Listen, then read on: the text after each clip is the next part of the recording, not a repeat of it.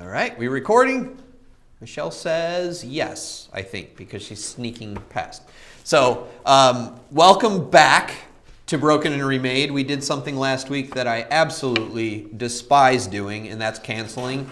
I try not to if I can help it, but unfortunately the doctor would not allow me out of the house. I had a pretty nasty little eye infection, and as you can see, I'm doing okay. I can see you with two eyes, and that's a good thing. It was a terrible situation. Didn't enjoy it at all. So we're back, though, and I'm very thankful for everyone that came to the room today because the roads still are not perfect. It's very, very cold. So thank you, and if you're out there, I'm not mad at you. I'm thankful you're even taking the time to watch this, and I do hope God has a blessing for you, too. Today's message is all going to be in 1 Kings. We're going to jump around in 1 Kings a little bit, and we are going to deal with a person of the Bible. A lot of times when you teach and preach, you teach topically. You might pick a topic you want to cover. Sometimes you'll preach certain doctrines or teachings. Sometimes you'll take certain words or phrases. I like oftentimes to take characters, people, all right? I don't even like to use the word character a lot of times because it gets that connotation of like a fictional story character. This is not fiction, okay? There was a legitimate man named Solomon in our history, okay? As a world, there was a king. His name was Solomon. He's the son of David, and he actually is a son of a pretty awkward situation, if you think about it. David, we know, was a man after God's own heart, according to the Bible. However, he wasn't exactly perfect. I don't know if you know this. But King David was a pretty important guy. Even to this day, the Israeli flag has a star on it. What do they call it? The Star of David, right? So David is one of, if not the, besides Jesus for Christians, but is the most important king who ever lived for Israel, all right, David. And David, man after God's own heart, very important to God's work, he was not perfect. Today's message is going to very much center on the fact that man and woman is absolutely not even close to perfect. We do not live lives that are 100% pleasing to our Lord, but still, when you compare God's grace and mercy to our sickness of sin, His grace and mercy is unbelievably bigger than anything we can imagine. We don't fully comprehend, we try, really how graceful and merciful our God really is to us. I deal with a lot of unbelievers, people who don't believe in our God, who sometimes are aggressively frustrated by the concept of God, okay? And what they will do, one of the defaults for these people, okay, one of the defaults for many of them is, how can your God allow this? How can your God allow that? How could God let this happen? You ever hear that argument before when people talk about God? If there is a God, I hate your God, they say to me. I despise your God. Why? Because He allows all these terrible things. And if He's a good God, why would He allow them, right? I've heard these arguments so many times.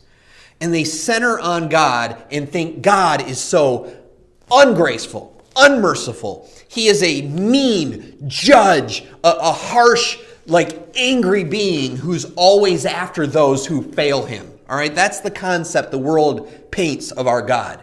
That's a lot of times the image people have of who our God is. The great judge with the gavel, all right? Or even in mythological gods, they think of gods as, carrying lightning bolts, right? Like there's Zeus in some of the Greek mythology and stuff. And what does he do? He's going to cast those bolts down on those who displease him. And we paint these images of these gods who are so mad at us humans and want to destroy us and injure us because we are not pleasing them. And that's really the concept that many of us find ourselves in when we're thinking about God. It's really a bad place to be. How can God let this happen? You ever have something bad in your life happen and you had at least that thought? Like, God, I mean, I've been doing the right things. How could you let this happen? I've done it numbers of times. It's a very bad place to dwell. Because what happens is we mix up some things in our lives about just how undeserving of anything we really are. And how much he actually gives despite like the fact that we deserve none of it. Like, I mean, God's mercy and grace is so extreme.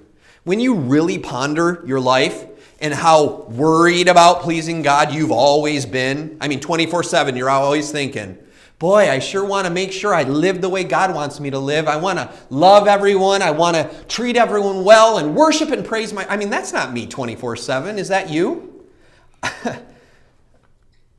It's not a lot of these guys.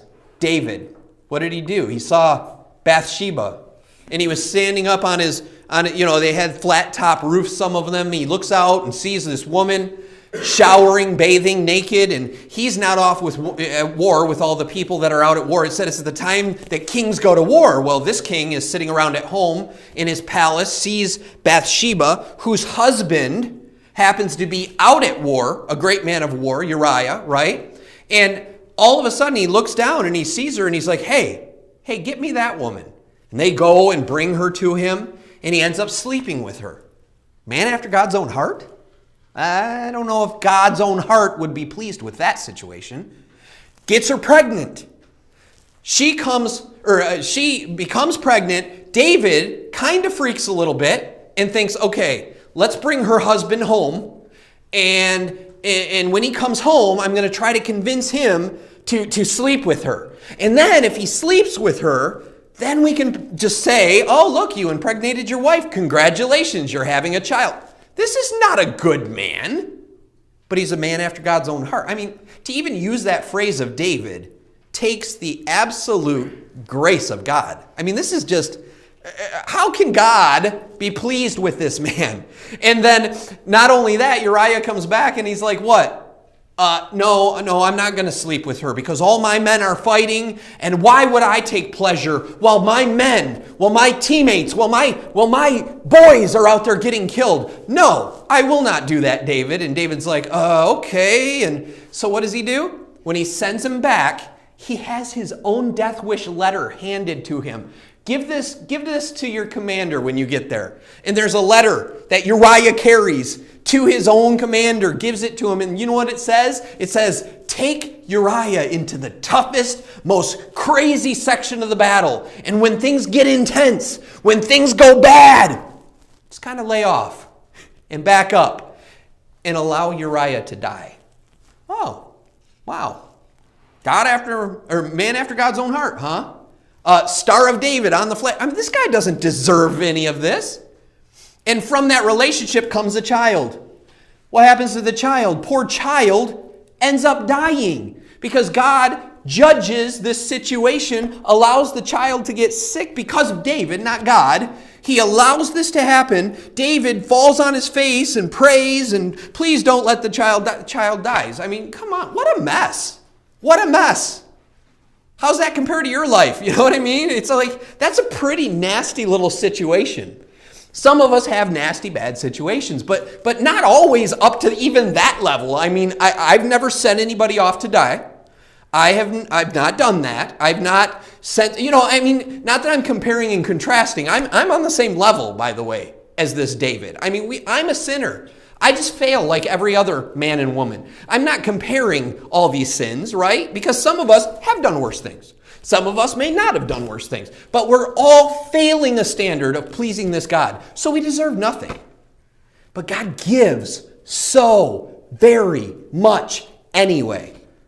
Not to mention his son, right? And we don't have to dwell on that. So then, all of a sudden, after Uriah's death, David marries Bathsheba, brings her into his household. They have a son. What's his name? Oh, Solomon? Isn't that crazy? This man Solomon. We know the name if you know the Bible. The Proverbs are collected by this great wise man, Solomon. The wisest man to ever live, besides Jesus, yes, because God, what? Asked him, what do you want? We're going to read this. And he said, I just want wisdom. I want the wisdom. And God was pleased with what he wanted, gave it to him, and made him the greatest, wisest man. And when you look at Solomon's life, he had riches, he had women, he had party lifestyle because he wrote the book of Ecclesiastes. You ever read the book of Ecclesiastes? Vanity, vanity, all is vanity. You know this section? If you don't, it's a great book. I love this book because to me, I love to look at the end of Solomon's life and the way he looks back at all the garbage he did. Like, I tried this, I tried that, I used my wisdom. I mean, think about this. This is the wisest man in the world.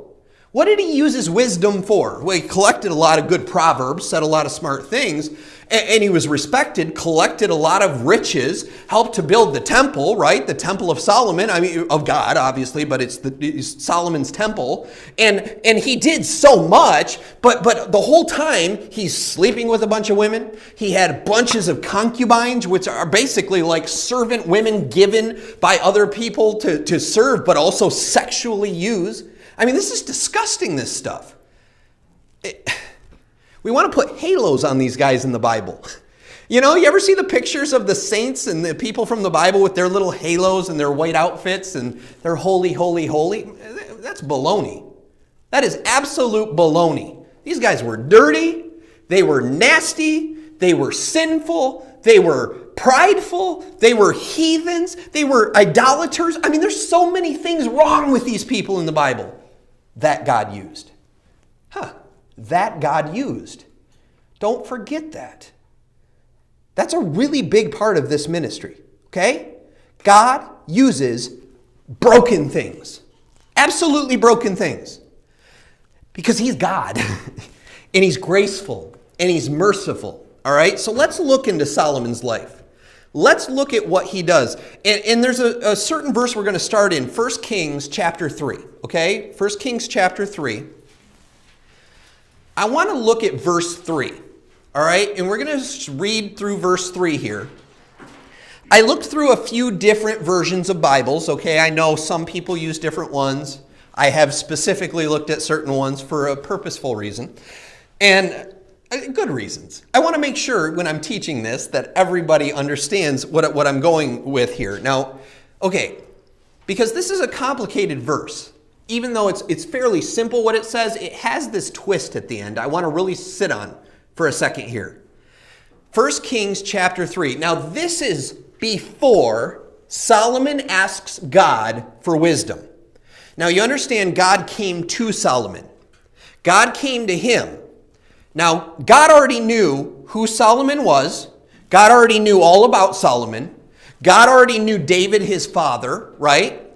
God and David had a lot of interaction together throughout David's life. Okay, David was a major, major part. He received some great promises from God. David, your throne will live forever. David, there is a root coming from you that will reign on your throne forever. Okay, this is the promise of the coming Messiah given to David, saying David's throne will forever, for eternity, reign through Jesus Christ. Do you understand? I mean, this is a very important man. And God knew him and loved him and promised him some things. Not that he deserved them, right? Remember his story? Didn't deserve them. But God promised him some things, despite who he was. God's promises stand up, no matter who the person he's interacting with is. No matter your failures, his promises stand. No matter your lack, his promises stand. No matter your stumbles, his promises stand. No matter your enemies, your things that happen in your life that are evil, that are bad, God's promises stand. It says here in verse 3, let's look at Solomon before he gets the dream where he talks to God about, I want wisdom. And Solomon loved the Lord. Okay, that's very important. So he loved the Lord. What is one of the greatest commandments ever given by God? Love the Lord your God with all your heart, your soul, your mind, right? Love the Lord. Because even when the Pharisees came and talked to Jesus, right, the lawyer came to him and said, so, hey, What's the greatest commandment? So, what should we live by? What rule does the commandment stand upon? And what did he say? He said two things. Love the Lord your God with all your heart, all your soul, all your mind. And what else? Love your neighbor as yourself, right? Those two things are what all the law of God stand upon. That is what God wants. He wants us loving each other. He wants us loving him, first of all, because he deserves so much love for the grace he's given us, the mercy he's given us, to even allow us to breathe again the next day. There's so many days in my life that if I were God, I would have stopped my breath. I would have been like, you're done. Just, you're done. I was miserable. I was doing things I knew I shouldn't be doing. I should have stopped right at that moment. If I were God and if I were using my justice, there's no way I would have gave myself a 25th, 30th chance, whatever it was. It was a lot of chances. But God did, and that's great. So Solomon loved the Lord. So Solomon's got the main thing. It's there. The very main thing. He loves the Lord. Now, he loves the Lord, but he's got some other problems. Okay? So at the core, there's the love of the Lord. But look at this. He loved the Lord, walking in the statutes of his father David. Not a problem. Okay. He followed the rules. So, he loved the Lord, and he was trying to follow the rules, right? That's a good thing. Very good thing. Listen to this, and don't miss this. Except, the only problem this guy had, so he loved the Lord, he followed the rules, except, hang on, that he sacrificed and burned incense at the high places. Do you see that it's plural? The high places? The high places in the Old Testament. Many times what it's referencing is these high places where they'd put up poles to other gods. And they would burn their incense and celebrate gods. And it says here Solomon often went up to these high places. Plural. Now I read commentaries. J. Vernon McGee, he says the same thing I'm saying. Some other people have talked about this. Some have ignored or kind of glanced over this. He sacrificed and burned incense at the high places and just centered on the fact that in the next few verses he goes to Gibeon. Gibeon is a high place, okay, where at this time the children of Israel would go to sacrifice to the God of Israel. Okay? That's where they would go, Gibeon. And this is because the tabernacle's there, and it's not yet in Jerusalem. They're going to build him a temple. They're going to do there's a whole lot of backstory to this, but not important for this message at the moment. You can study this out yourself. Okay? But this guy loved God, followed the ways of David, but except that he sacrificed and burned incense at high places. So he didn't follow all the rules. He wasn't doing everything perfect. But he had this core of, I love God. Man, that sums up a big section of my life. There were times when I was loving the Lord. I was trying to follow the rules, but I was standing in a bar, drinking alcohol, crying over my problems, listening to really loud music, and then going home to a woman that I was living with that I knew I shouldn't be living with. I was a preacher. I was a teacher. But I got depressed after a divorce, right? And I started just, okay, well, I don't belong with the church people anymore. I'm going to go hang out at the bar. But as I sat there, I would think of God. And I'm like, God, I love you. I care about you. I don't want to live like this. And I'd be drinking and I'd get messed up and I'd ignore my problems. I'd go home and I'd be with women and think, God, I love you. I don't want to be like this. I'm trying to follow the rules, but here I am finding myself failing and stumbling. And I mean, does that describe some of our lives as far as like that intention of doing right? It might not be sexual, it might not be alcohol, whatever. But something grips us and we fail our God, but we love him. We're following his statutes. We're doing what we want. We know what he wants, but we stumble. So many of us have these other high places, these idols, these things in our lives that take our attention away from God. And at the core, we're doing okay. We understand what we're supposed to do. We understand that God should have everything. We know, but do you find in your flesh, in your body, the way you live, it doesn't always match up to what you know and what you think should be happening in your life. That's me. That's my struggle. Solomon's struggle. David's struggle. The man after God's own heart, David. When he looked down upon Bathsheba, do you think he knew? Probably shouldn't sleep with her. I think he did. But that sin flesh took over. And he took God away and went to a high place. He worshiped an idol. This idol was bathing herself in front of him. And this became what he desired. That's what happens a lot of times in our lives. And man, this is when God should not be gracious and merciful to us. You have moments in your life where God should not, from our perspective, give you grace or mercy. But you ready for this? He does. That doesn't make sense to me, but I'm not God. That doesn't make sense to you sometimes, but you're not God. God loves, is graceful and merciful because that's what he is. Do you understand? He doesn't act loving.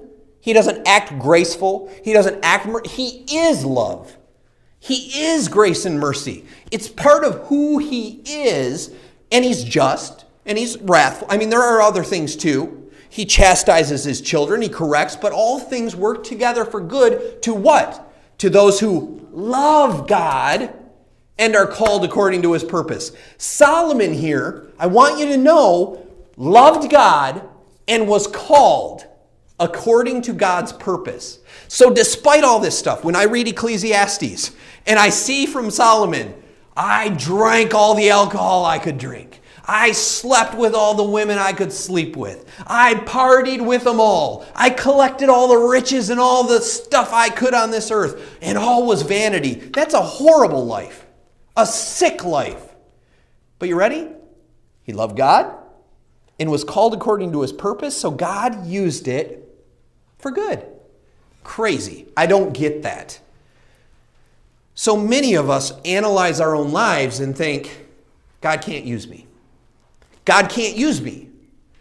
A lot of people out there that I'm dealing with and that I have talked to, they say, I can't come into that church because I'm not good enough.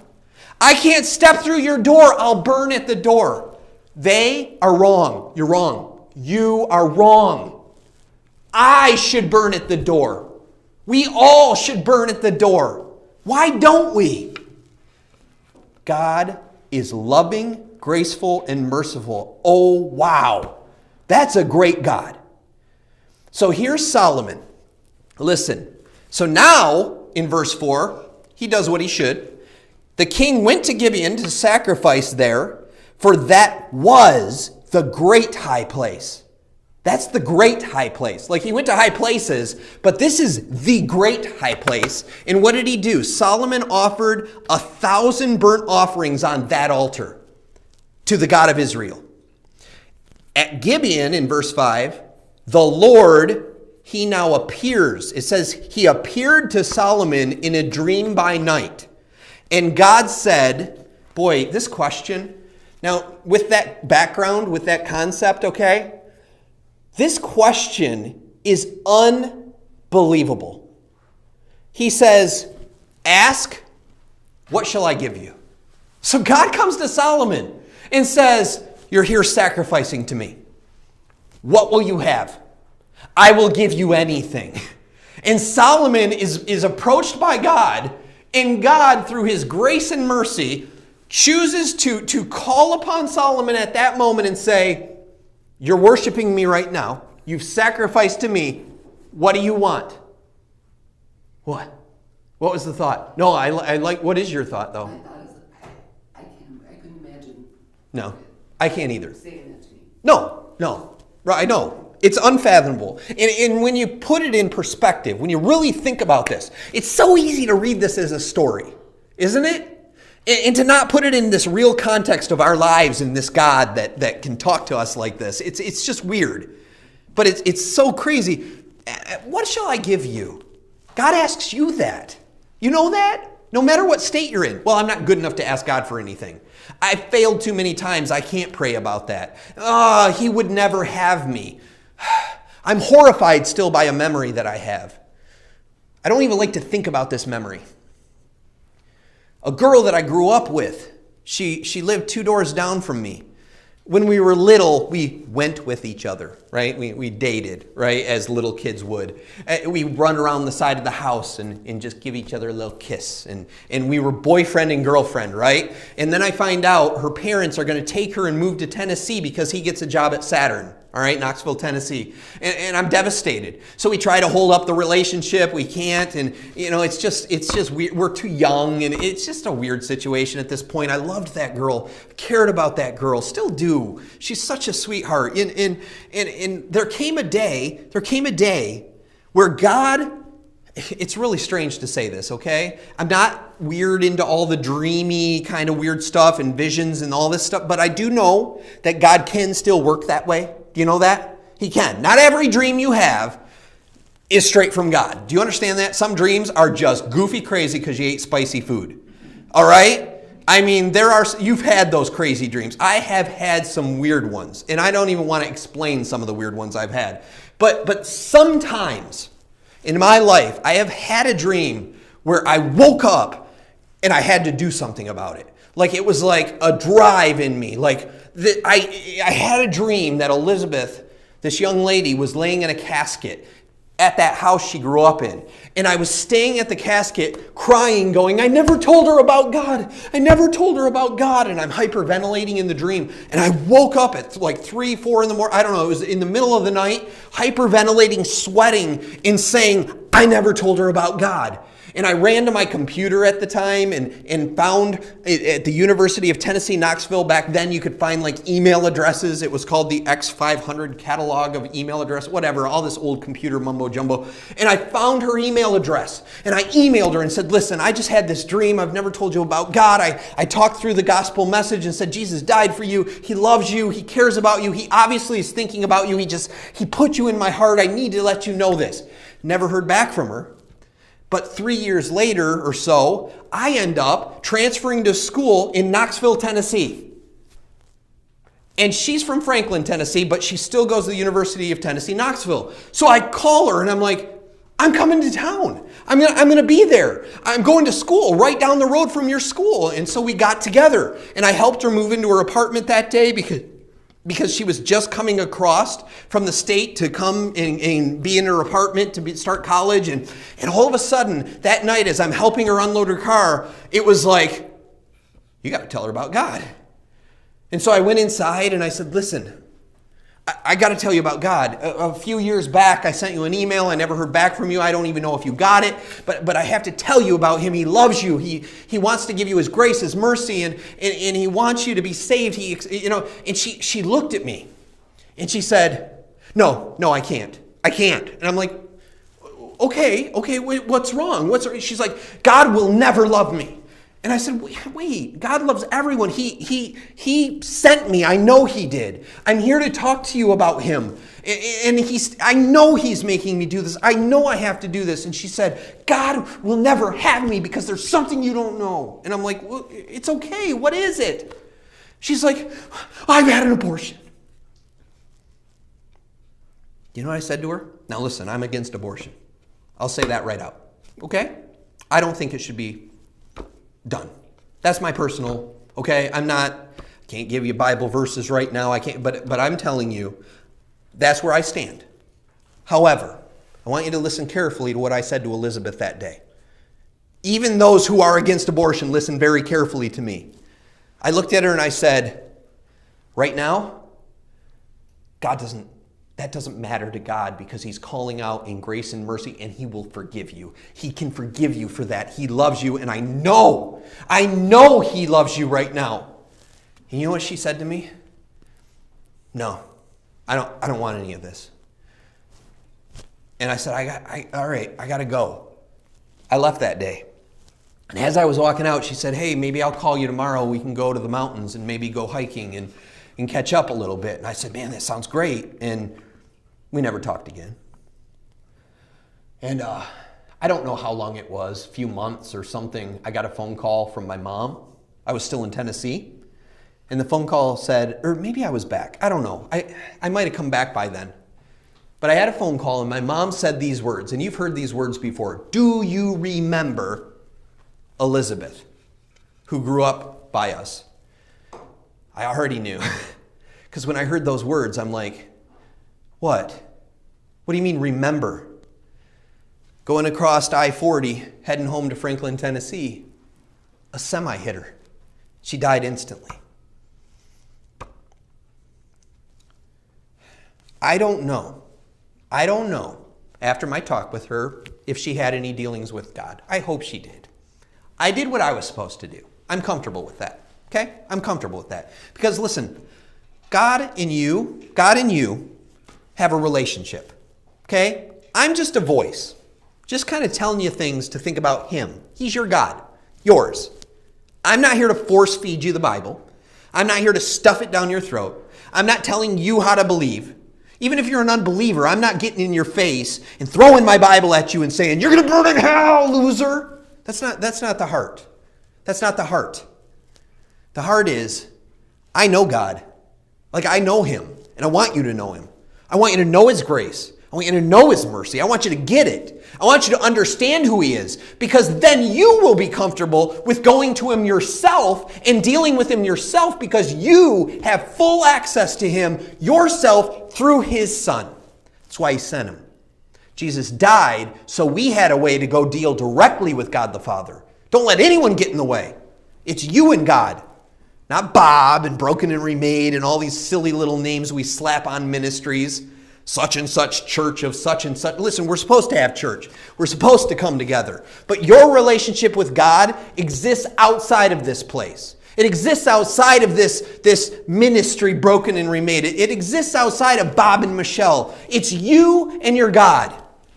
And his mercy and his grace and his love for you. That's what we're seeing right now in Solomon's life. No matter who they are. Ask what I shall give you. And Solomon said, you've shown great mercy to your servant David, my father. Solomon got that part. He even says to this God, he's like, man, that mercy you showed David, he knows mom. Do you know he knows mom? He knows Bathsheba and David. Do you think he didn't know the story? Maybe they tried to hide it. I don't know, but he's the wisest man in the world. Well, he's going to be. He's not yet. He's going to be the wisest man. But here's the thing. He's like, you showed really great mercy to David. He understands, man, David didn't deserve anything you gave him. Thank you for doing that for my daddy. That was pretty awesome what you've done for him. That's how he's recognizing him. And he says, because he walked before you in truth, in righteousness, and in uprightness of heart with you. Now, he didn't always look righteous. He didn't always look like he had the right heart, did he? He committed adultery. He allowed murder. He's a murderer. He's just a liar even. Go sleep with your wife. Everything will be fine, right? But in his heart, he walked with God. Don't center so much on your outside circumstances. Center on your heart. That's where the change has to come first. You get it? All this exterior stuff, whether you have this struggle or that struggle or this struggle or that struggle. Listen, all those struggles, all of those things out there are not even near as important as this little heart of yours inside of you. The core of who you are. Your inner being. That you go into your room and shut the lights off and you're with. You don't always take them in public, do you? Sometimes that person that I'm with at night isn't the same person I am when I'm out in public. You know that? There's a me that not all of you know everything about, but God knows. Isn't that true of you? Isn't there a you that not everybody really knows?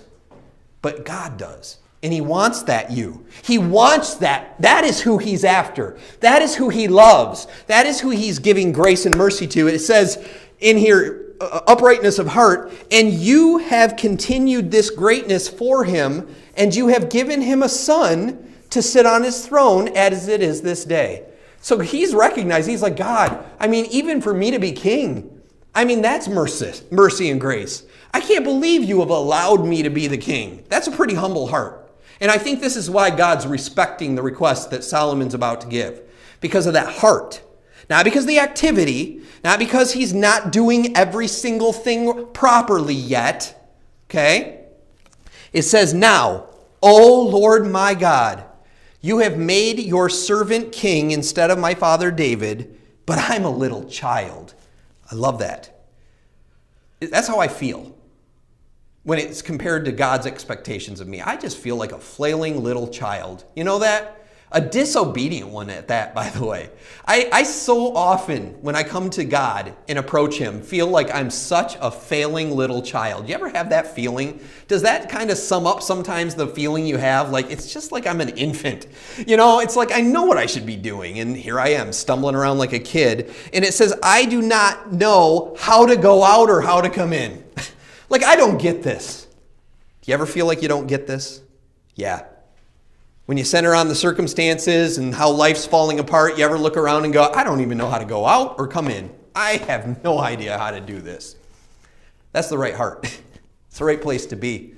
Because that's me. That's me.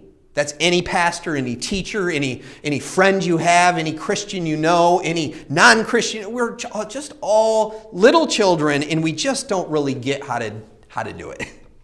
You know, now some of us older ones, we've got it now. We figured it out after all these years, right? No. It doesn't matter the age.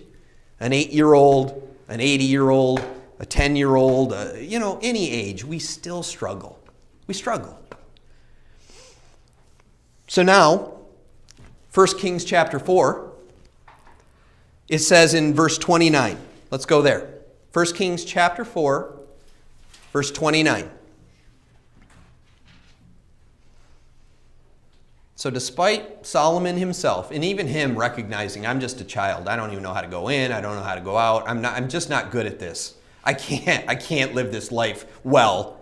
It says here, and God gave, in verse 29 of chapter 4, and God gave Solomon wisdom and exceedingly great understanding, and largeness of heart like the sand on the seashore. Thus Solomon's wisdom excelled the wisdom of all the men of the East, and all the wisdom of Egypt. Boy, if you've ever studied ancient Egypt, they were pretty smart people. They had mathematics, they had all these things. They were such a brilliant culture. He had more wisdom than all of Egypt. It says, for he was wiser than all men, than Ethan the Ezrahite, and Heman, or He-Man, I would like to think. No, it's the kid in me. I want to go back to the 80s. Watch my He-Man. And it says here, Chalcol and Darda, the sons of Mahol, and his fame was in all the surrounding nations. All right, so here's a fun little thing. So who here knows what Chalcol did? You know anything about Chalcol? Oh, okay. How about Darda? Anyone got Darda down? No. What about Solomon? Oh, yeah, I know that guy. See, God set him up. God put him on a pillar. God gave him wisdom. God made him much more than... These guys' names, they're buried in sand. I mean, they're dead and gone.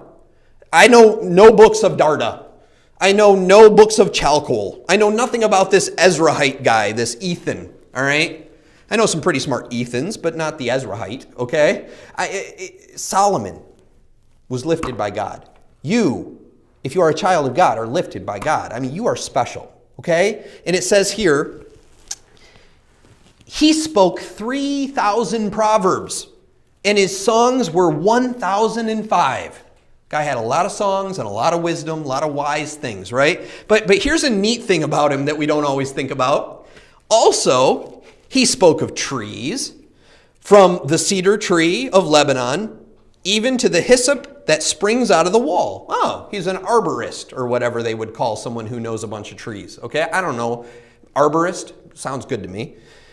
He also spoke of animals, okay, of birds, of creeping things, and of fish. The guy was also a biologist. I mean, the guy knew sciences. Like, he knew, like, so many things. It wasn't just Proverbs he threw together. This guy knew stuff. And it says, and men of all nations from all the kings of the earth who heard of his wisdom, what did they do? They came to hear the wisdom of Solomon. You hear about the queen of Ethiopia and all these different people. Or was it Sheba or queen of something? I don't know. Maybe I'm mixing that up with some... the queen lady came to see him just to bask in his wisdom, okay? I didn't write the story down. But anyway, so God did what he said. He fulfilled his promise to Solomon, despite this lifestyle. Go to the book of Ecclesiastes, not right now, but at some point, and read Ecclesiastes and see how he lived